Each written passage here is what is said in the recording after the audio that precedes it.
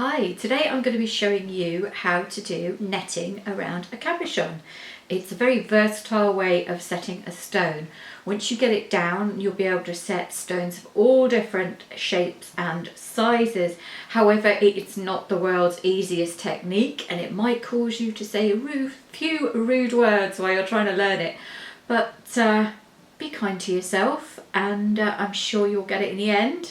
I hope to be very clear with it. So if you've got any questions, just leave some comments and I'll get back to you. Good luck. Now, for the purposes of this demo, I'm just starting with a pear-shaped cabochon, but you can do this with any shape. I'm just using this one because this is one I happen to have to hand. The first thing you're going to do is make the frame that you will weave the netting onto. And to do this, you can use anything over a 0.8 wire. I'm going to use a 1mm. I would recommend you start with a 1mm because it's less likely to distort when you're actually doing the weaving later on. You'll see what I mean when you come to do it. So if you start with a stiffer wire, there's less room for error. So I've actually cut a piece of wire here.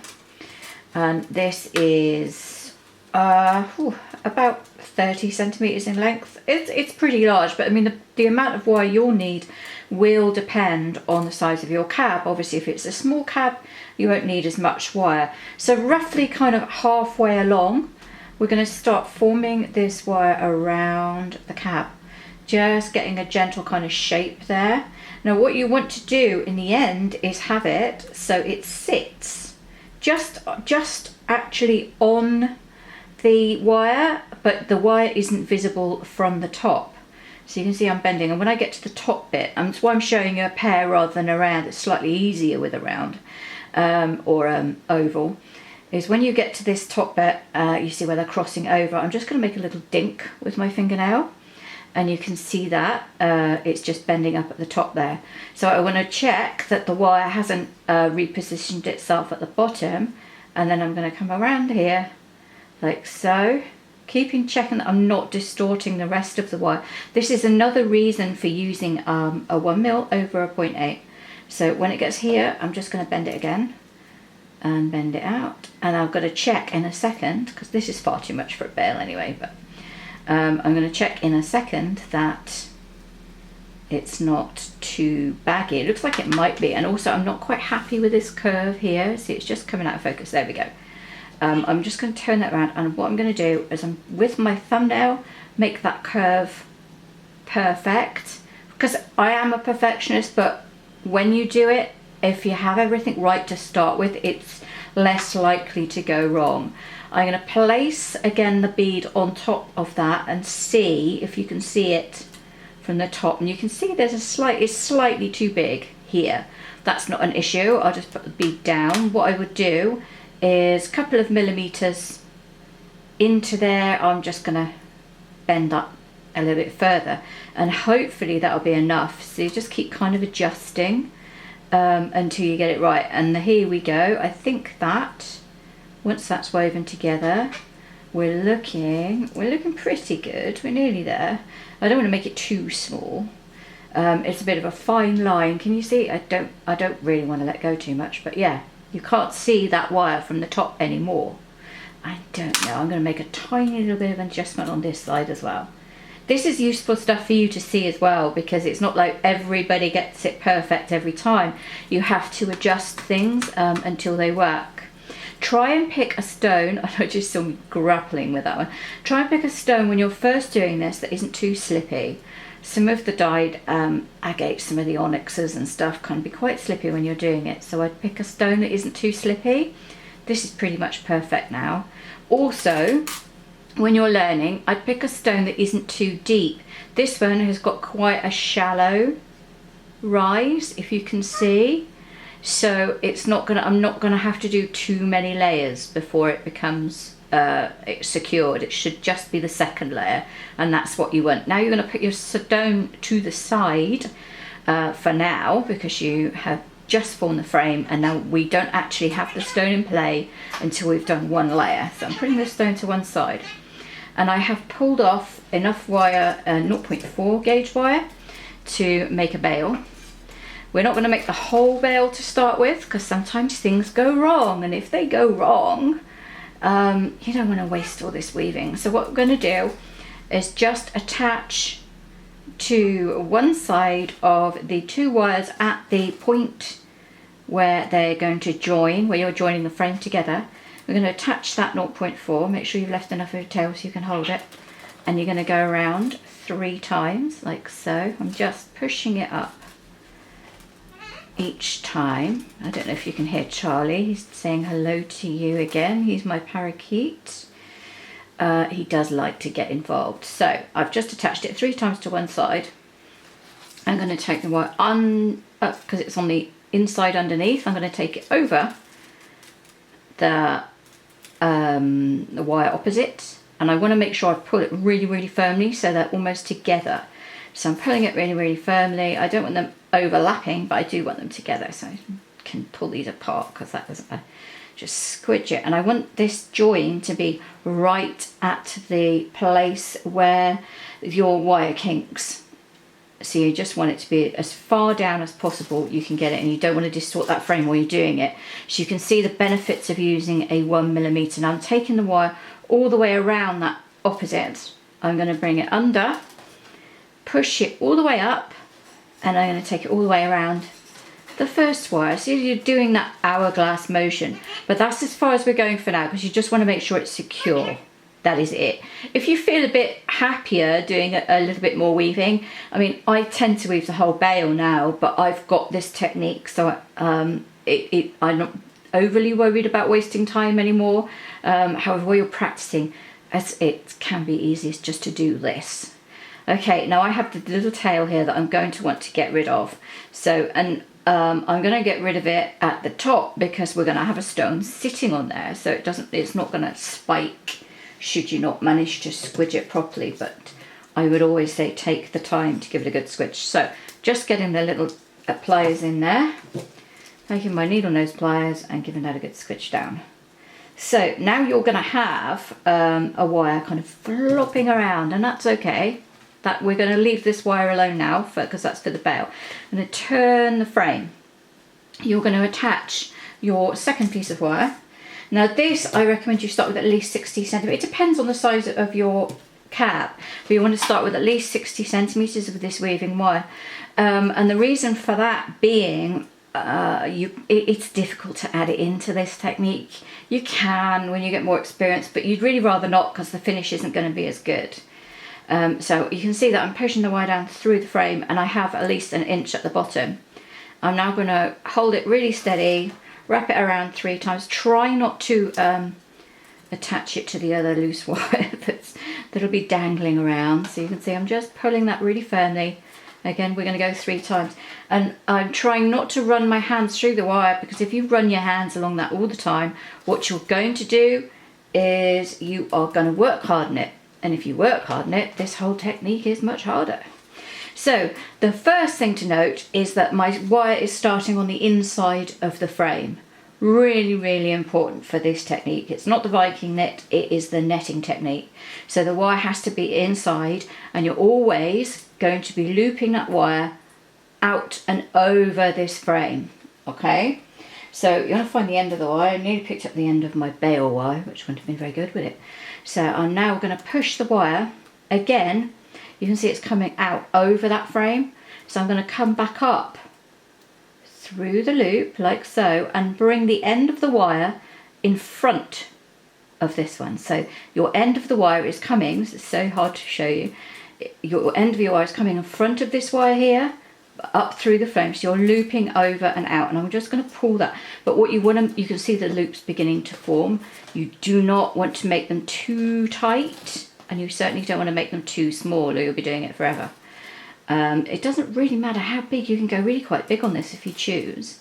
I can do a fairly large one. I think that one is probably about 8 cents. I might pull it a little bit. You see, I'm just gently easing it smaller, and you can see that while I'm doing that, I have my finger behind that loop. So you can see the loop has just formed here, and that wire is still coming up from the inside of the frame. And again, I'm now going to start making my second loop. I'm going to take the end of the wire up through that frame, but in front of the beginning of the wire from the previous loop, pulling it quite firmly, but I don't want to make it too small and I don't want to make it too tight. I want to keep them reasonably the same size. That is something that will come with practice, so don't panic, because I can show you a technique at the end that you can use if you're not really happy with how neat it is. But neatness will come with practice. Initially, I would say your goal is going to be getting the technique down rather than worrying about how neat it is. So here we go, and I'm going to push that wire again up, pulling it through, letting go of the end and then pulling it through here, and we're just going to keep going. I'm going to keep going like this until I have got loops all the way around the frame. So you can see here that I have now made loops and they are all the way around that whole frame. As the first row of loops is in. So because I've got quite a shallow cab, I'm probably going to get away with just 2 rows here. So I need to start the second row. Now you can see we're right back at the top. If you can see, let me see if I can get that in shot for you. We're right back at the top. There's a loop here, and then the first loop of the first row is just here. So what I'm going to do is treat this row of loops like it is the base wire. So again, you're taking your wire out and you're looping inwards. So I'm pushing that wire in through the top of this loop, but I want to make sure it comes in front. So you can see where it's crossing over here. It's actually in front of the wire coming from the previous loop like before. So again, I'm just going to gently pull this one.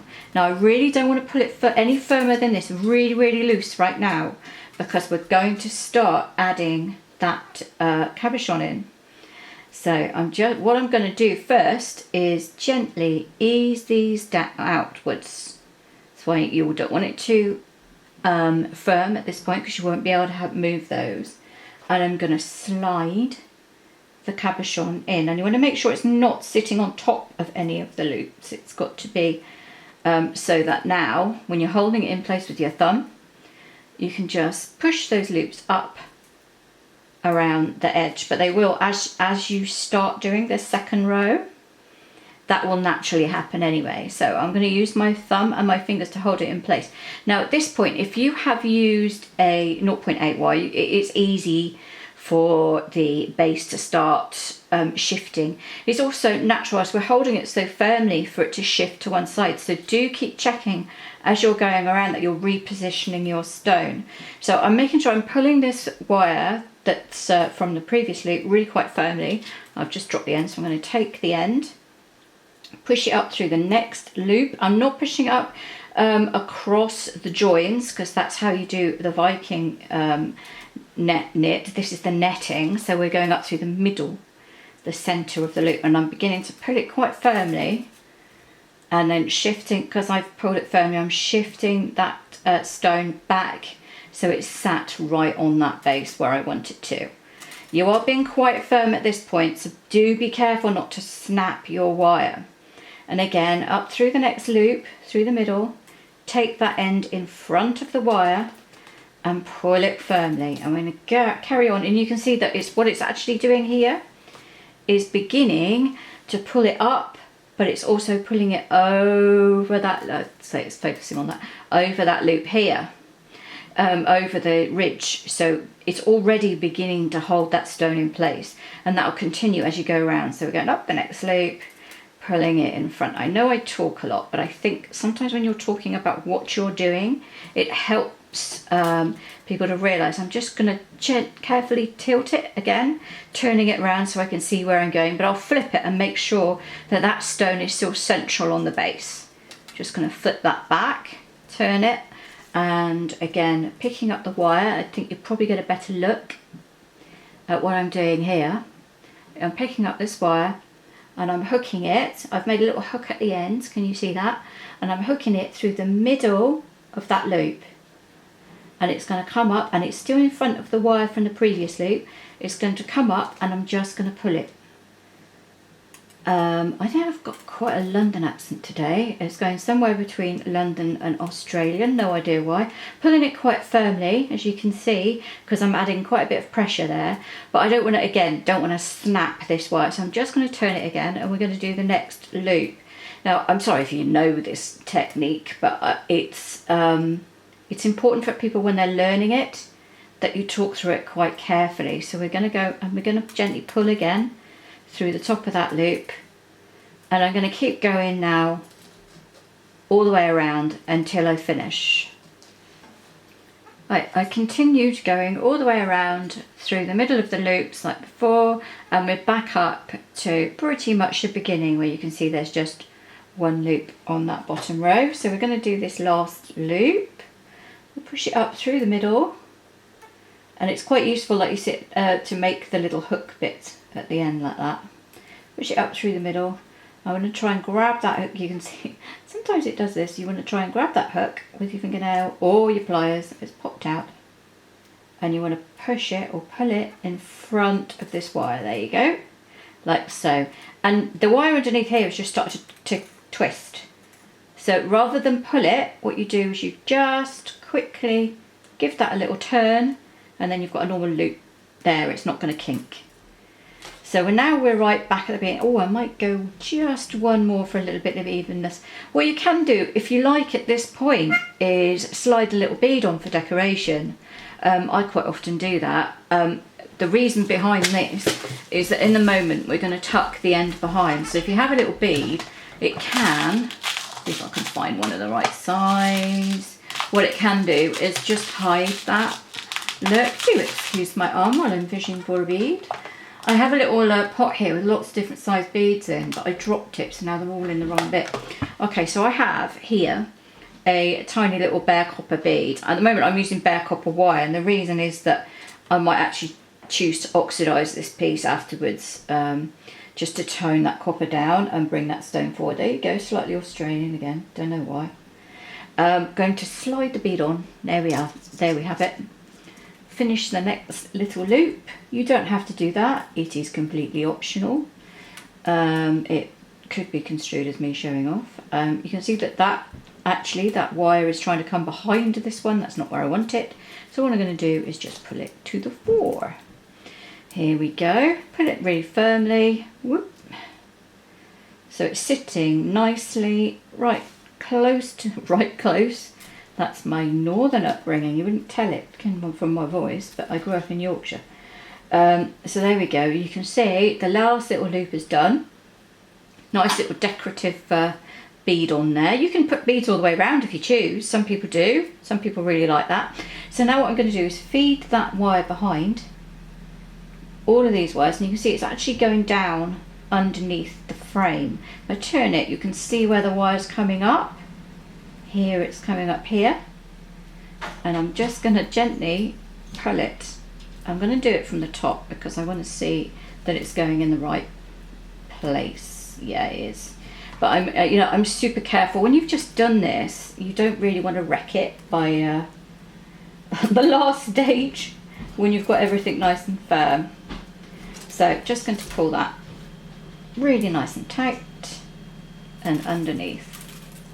And you can see that stone's going nowhere. You can turn it upside down, go all the way around. That stone is nice and firmly in there, and the back looks so neat, which is great. So I'm now going to finish it off by putting the wire around. Oh, we've just gone out of focus. Putting the wire through the frame. There's a little gap between the frame and the stone at the base. There always is. Hey, that's Charlie asking me what I'm doing. I'm filming, Charlie. And then I'm going to go all the way around 3 times, and I'm going to snip it off, and then we will start the bail. So now you can see that I've brought that wire down behind the top loop, attached it to this frame 3 times, and I'm simply going to trim this off and squidge it. Just get really close to it. Be careful not to trim your actual loops because you will cry and have to start again. Trust me. Or you might not cry, but I don't think I was very happy when I did that because I've done it before. So now we have the bail. This is the interesting thing, because I mean, I've shown people how to net before, but I usually show them with just a frame, but without the sticky outy bits for a bail. So here we have you have quite a bit, well, in my case, quite a bit of extra wire here. We're not going to need that. I'm going to make a little kind of paddle shaped bail, so I'm going to make sure it sticks out at a nice little angle like that. And the end of the wire, I'm going to bring it up and I'm going to weave in a kind of hourglass motion. Take it all the way around. I'll show you it quite close up in a minute. And then up in between and all the way around. If you prefer to use 3 wires, what you can do, because they do look very, very, very pretty, is before you start, when you've just got the 2 little bits at the bottom, you just hold a 3rd wire in place and start weaving with that wire, and then, but you will have to weave the bail a little bit longer before you start doing the netting if you're going to use 3 wires, just to make sure that that middle wire isn't going to fall out when you're actually going to start. So here I'm going to carry on. I'll show you what it looks like in a moment with using 3 wires. It looks really good. But what it also does is you can have a little bit of added protection at the back, which in fact I'll show you now so you see what I mean.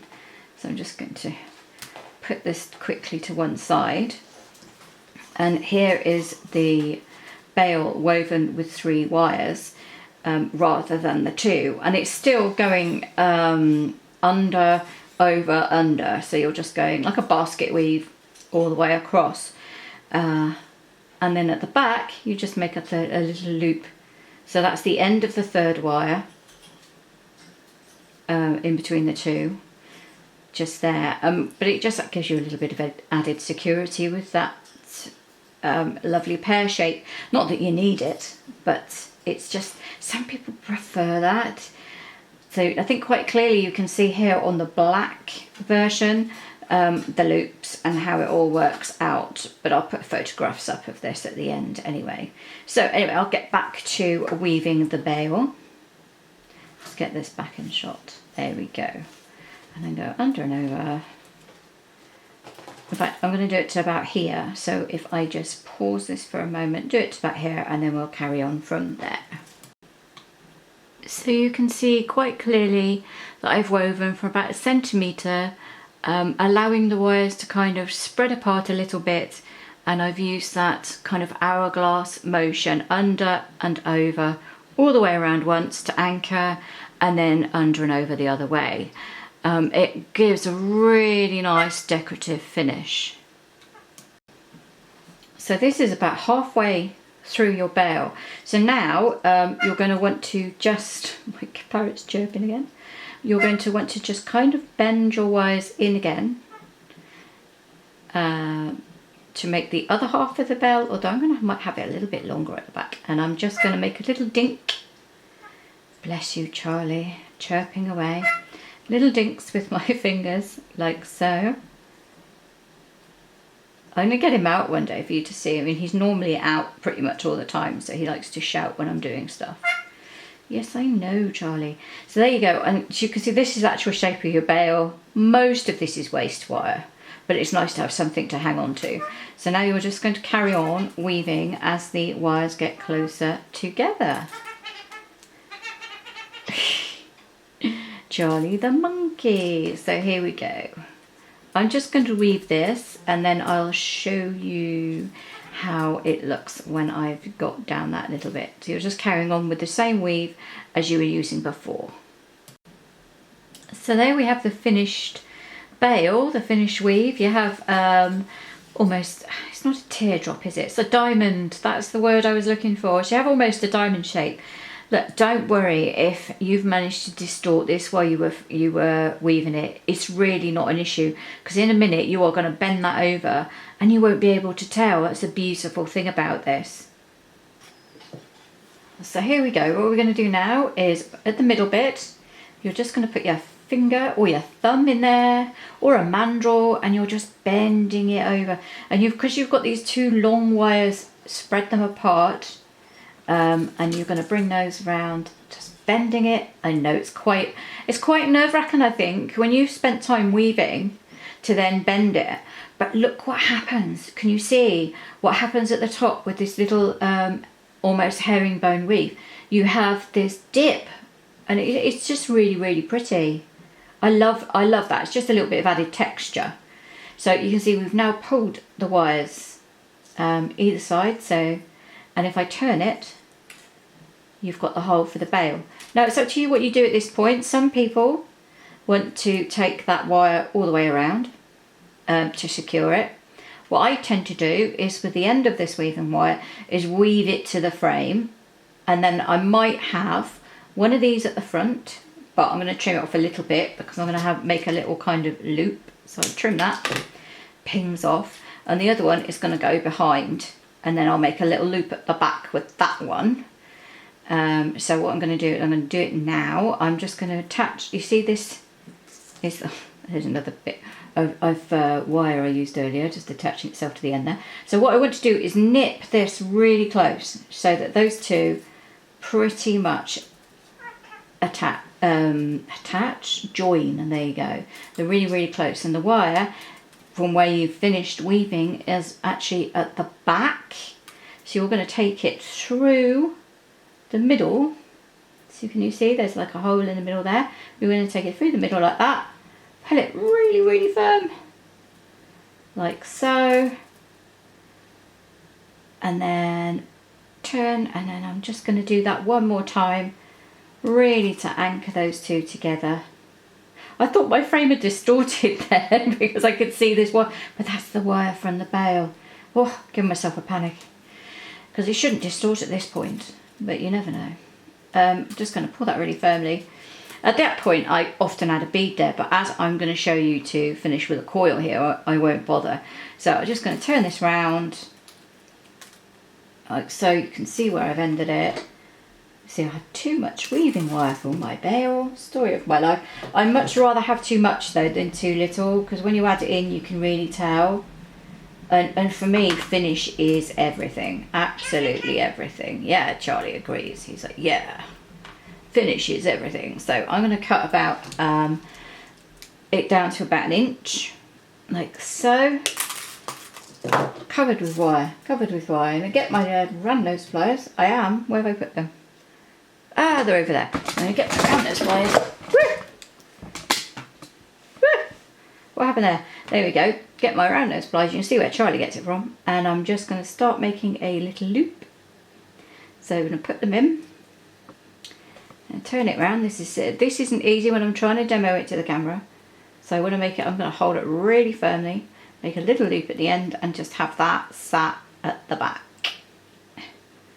You'll see it in a moment. I want to close it up. I mean, you can do a whole decorative spiral there if you want, but I'll probably just push that down really firm so it's like the black one that I showed you earlier. I'm going to turn this over, and this one that's sticking up the front, again I'm going to, you see I'm bracing it against my finger this time, which you can't do with the one in the back. I'm going to make a smaller little loop as I can. So if I turn that around, you can see small little loop, and then I'm just going to continue that a little bit to start the spiral. And then once you've started the spiral, I highly recommend that you finish it using a nylon draw pliers. I get through lots of these. I have various different makes and models. I get them from all over the place. Sorry about my phone going off. That was the pharmacist about my new tablets. It's also rock and roll here, I tell you. Right, I'm going to continue using these nylon draw pliers to make this spiral. The reason for using these rather than just flat nose, of course you can do it with flat nose or chain nose, is you're not going to mark that wire. And while that might not be too important with a bare copper wire, you really wouldn't want to mark a sterling silver. Or if you're using any kind of plated or coated or coloured wire, you'll probably take the coating off. So I'm just going to keep doing this until I've made a lovely little spiral. I say lovely, that's quite arrogant, isn't it? But I've made a little spiral and I'm just going to squish it down at the bottom of the bale, and you can see I might have made that a bit too big because I tend to like them a little bit smaller. But if you didn't want to do that spiral there, again you could hide the wire behind and put a second slightly, which would look really lovely by the way, if you've got a little bead here, second slightly bigger bead here, and then you've got your bale. Of course when you're weaving your bale you don't have to, if you're not very confident to get a neat weave like that, fill it in with little stones. That looks really pretty, or not little stones even, you could just use little bare copper beads because they're really cheap. And I've mentioned before, when I started jewellery making I had very little money, so for me it was all about being able to sell a piece, to be able to buy more stuff, to make more things, because I just enjoyed creating so much. But there you have it. I probably will oxidise this piece because I just want to tone that brightness of the copper down and let that druzy really shine forward. But here you have a completely beautiful little pendant, and that's how you do netting around a cabochon with a bale.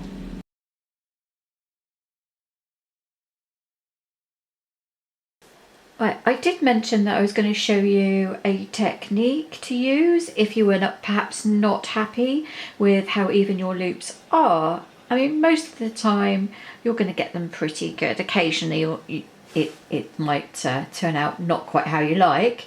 So here's just a little optical trick you can use rather than undoing all of that work. You can see we've done 2 layers as before. We've come to the top, right back at the beginning, done that final loop where I was going to thread a bead on or just tuck the wire down the back. So instead I'm going to do a 3rd layer, but I'm going to miss out a couple, and I'm just going to go to this point over here.